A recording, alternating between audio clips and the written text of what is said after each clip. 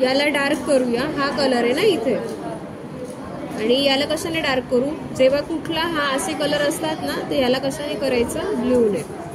हा हलकासा तो व्हायलेट होणार, झालाच आहे व्हायलेट, दिसलं?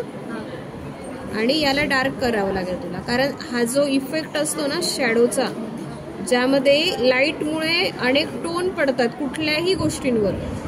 हा आता हे कसं, इथे स्लीवच्या आतमध्ये पण डार्क टोन असणार आहे, सावली असेल ना तिथे थोडीशी, आणि याला लगेच मर्ज करायचं या पद्धतीने. खूप देण्याची पण गरज नाही, पण एवढे टोन दाखवले ना की तुला त्याचा अभ्यास आहे. तर जो परीक्षक असतो ना त्याला हे कळतं की हा याला याचा पण अभ्यास आहे की टोन असे असतात. ठीक आहे. आणि इथे पण मी डार्क करते. इथे डार्क करताना कुठला कलर घेतला होता तू? हा घेतला होता, आणि तो थोडासा, म्हणजे दुसरी काही शेड घ्यायची गरज पण नाही, हाच थोडासा डार्क करायचा.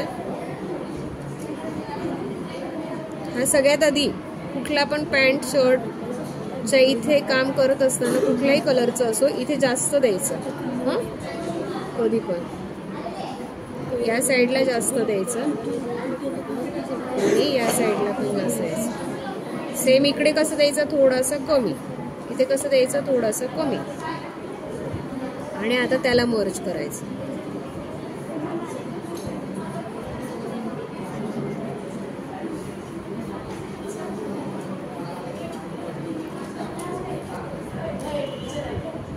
आणि जेव्हा ड्राय होईल तेव्हा तुला अजून चांगलं वाटेल.